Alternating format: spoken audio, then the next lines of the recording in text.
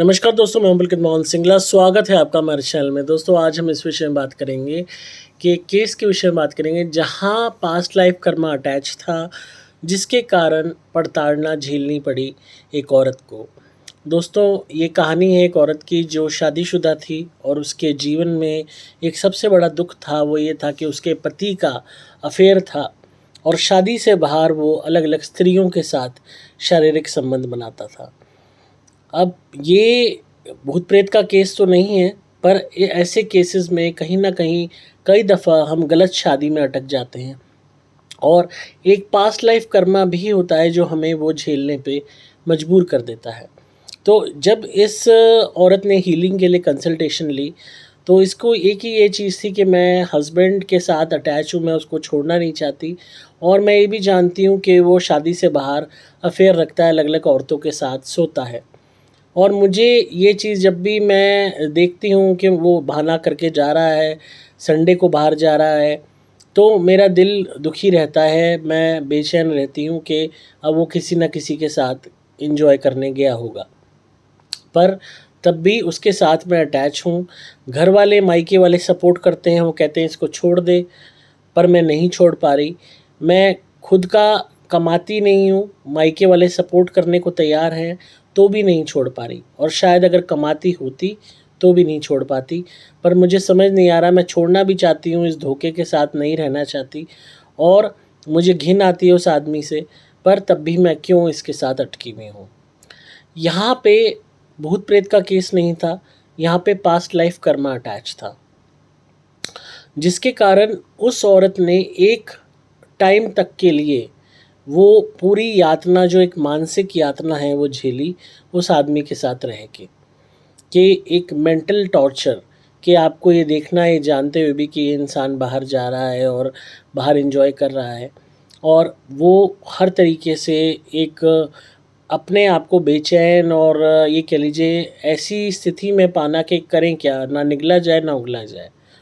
अब इस औरत ने कहीं से हीलिंग कराई थी अपनी, तो इसको लगता था सिर्फ पास्ट लाइफ कर्मा मेरा है जो एक अटैच है, जिस वजह से मैं सब कुछ झेलने के लिए ही बनी हूँ और मुझे उस कार्मिक अकाउंट को पूरा करना है, तो मुझे इसके साथ ही रहना होगा और मुझे ये सब कुछ बर्दाश्त करना होगा। मतलब एक एक दिन उस औरत का टेरिबल था, नाइटमेयर से भरा हुआ था और वो आदमी उसको टॉर्चर भी करता था, लड़ता भी था, चिल्लाता भी था। वो उसका खाना भी बनाती थी, उसके कपड़े धोती थी, उसका घर का काम करती थी और बच्चों को भी पालती थी, और वो आराम से बाहर अय्याशी कर रहा था। तो किसी की बात मान के कि पास्ट लाइफ कर्मा है, इसने अपने सरेंडर कर दी, अपनी ज़िंदगी छोड़ दी उसी पे कि भाई मैं कोई करेक्शन नहीं करूँगी, ना मैं इसको छोड़ूंगी, ना तलाक दूंगी, आराम से पड़ी रहूँगी, दुख भोगती रहूँगी, क्योंकि मुझे तो अपना जो कर्मा है वो भुगतना है। तो जब अक्सर कई दफ़ा हम पास्ट लाइफ कर्मा लेके ये बेवकूफ़ी करते हैं जो इस महिला ने की, तो हम प्रॉब्लम में रहते हैं और प्रॉब्लम से निकल नहीं पाते। अब इन्होंने किसी के कहने पे पास्ट लाइफ की रीडिंग करा के उन्होंने कहा कि ये आपका कर्मा है, पिछली ज़िंदगी में आपने इसके साथ गलत किया था, अब आपके साथ हो रहा है। ये बात इन्होंने मान ली और उसके बाद इन्होंने कहा मैं प्रायश्चित करूँगी और मैं खुद के साथ जो गलत हो रहा है वो होने दूँगी। अब आपने ये चीज़ मान ली, आप इस करंट लाइफ में तो आपके साथ ज़्यादती हो रही है ना, पास्ट लाइफ आपने तो नहीं देखी कि वाकई में आपने उसके साथ गलत किया है कि नहीं किया। आपने मान लिया किसी के कहने पे पास्ट लाइफ रिग्रेशन में कि भाई आपने गलत किया है, और आप खुद को पनिश करे जा रहे हो, ज़बरदस्ती में कर रहे हो। या तो आपको एक ग्लिम्स आई हो, पास्ट लाइफ रिग्रेशन नेचुरली जब होता है तब आपको पास्ट लाइफ्स दिखाई देती हैं, पर उसमें भी ज़रूरी नहीं कौन सी वाली लाइफ दिखाई दे। ये अनगिनत हमारी लाइफ्स हो चुकी होती हैं एंड हर एक में रोल प्ले अलग होता है। तो अगर कोई आपको माइंड कंडीशन कर दे कि नहीं तुम्हारा तो, तुमने उसके साथ गलत किया था तो तुम्हारे साथ हो रहा है, तो ये इनके साथ हुआ और उसके बाद इन्होंने खुद को पनिश करना शुरू कर दिया कि हाँ जो ये कर रहा है इसे करने दो। और इस जाति को सहते सहते इन्हें कई साल हो गए उस थेरेपी के बाद, और ये इतनी मेंटली फिज़िकली वीक हो गई कि जिसका कोई हिसाब नहीं।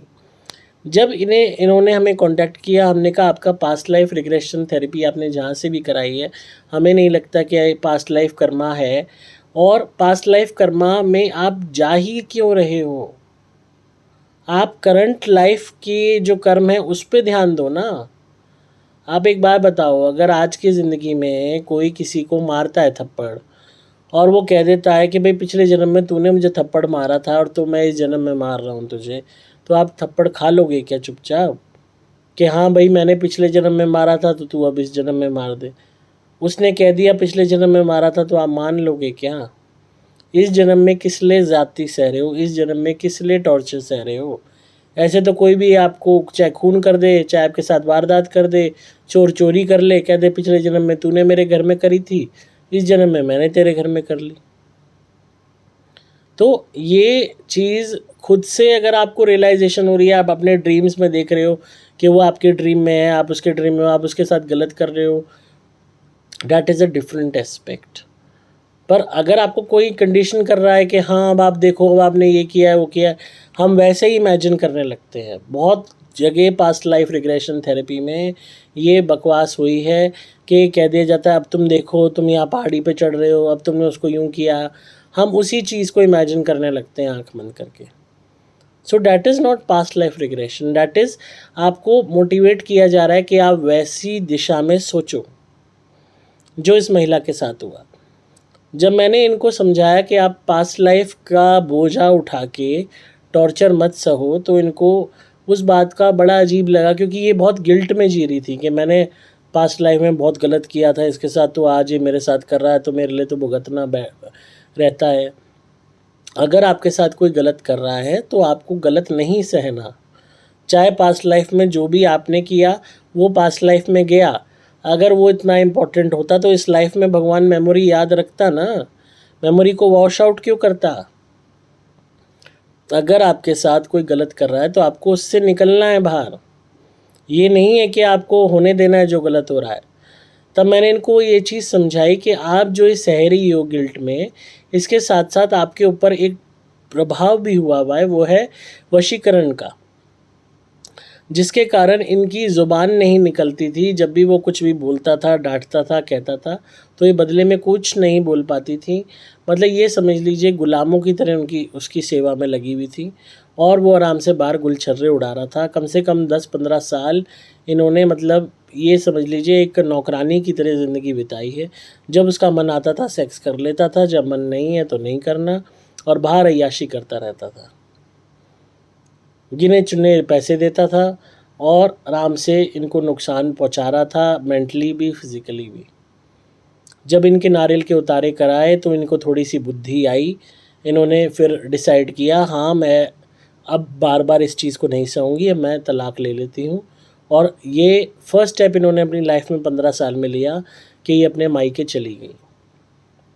मायके जब चली गई तो भाई साहब के दिमाग ठंडा हुआ, क्योंकि रोटी बनी नहीं मिली, कपड़े धुले नहीं मिले, इस्त्री हुए नहीं मिले, घर में झाड़ू पोछा कराने के लिए कोई देख रेख करने वाला नहीं, घर का देखभाल करने वाला कोई नहीं।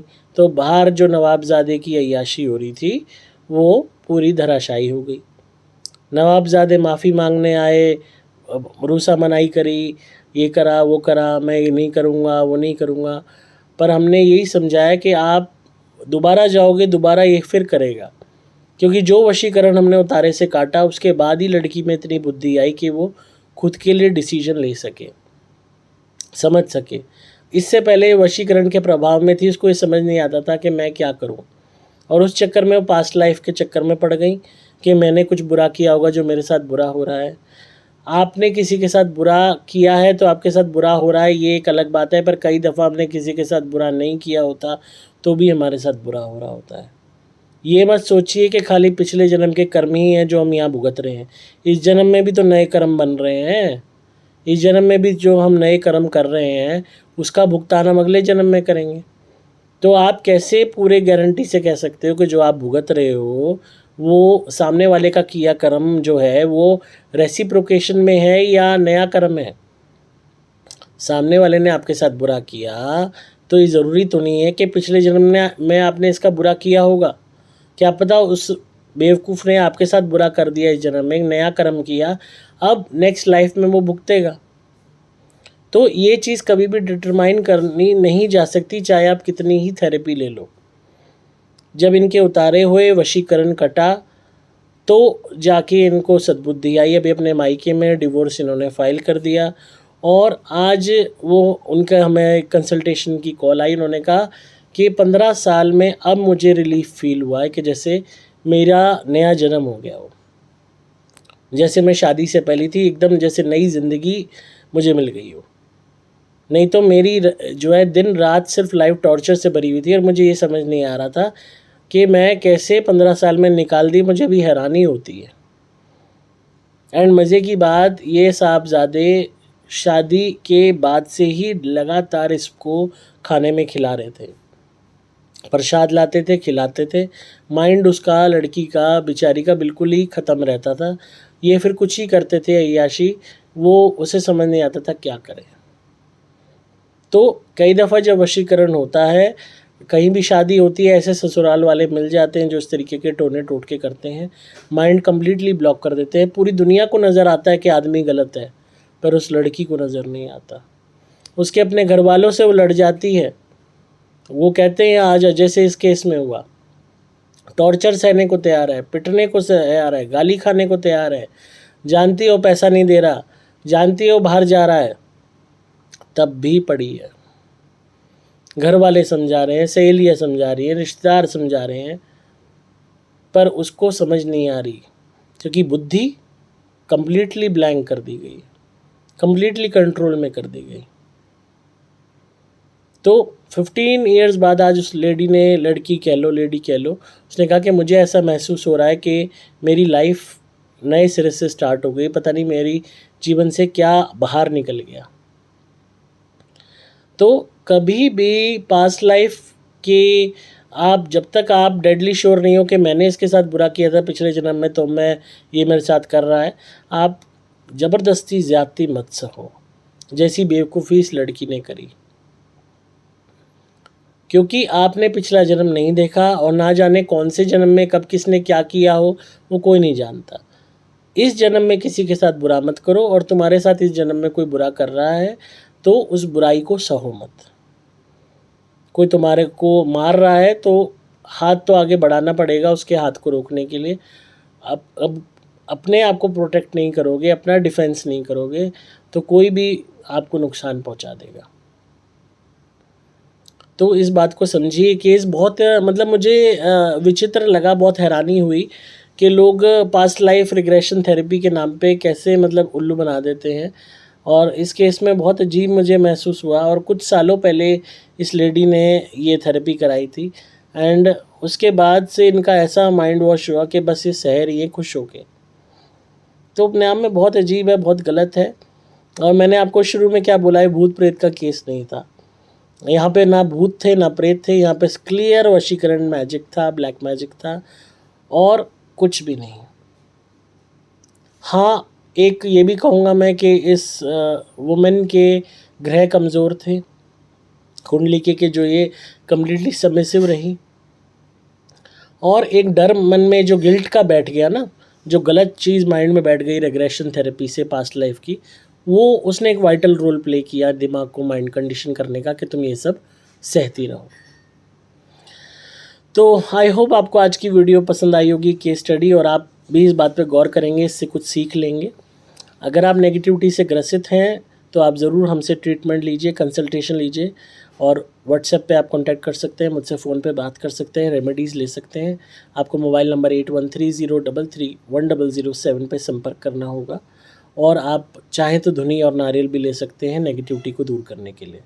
तो इसी तरह सुनते रहिए, प्यार देते रहिए, कमेंट्स में बताइएगा कैसी लगी वीडियो। मैं हूँ आपका दोस्त पुलकित मोहन सिंगला।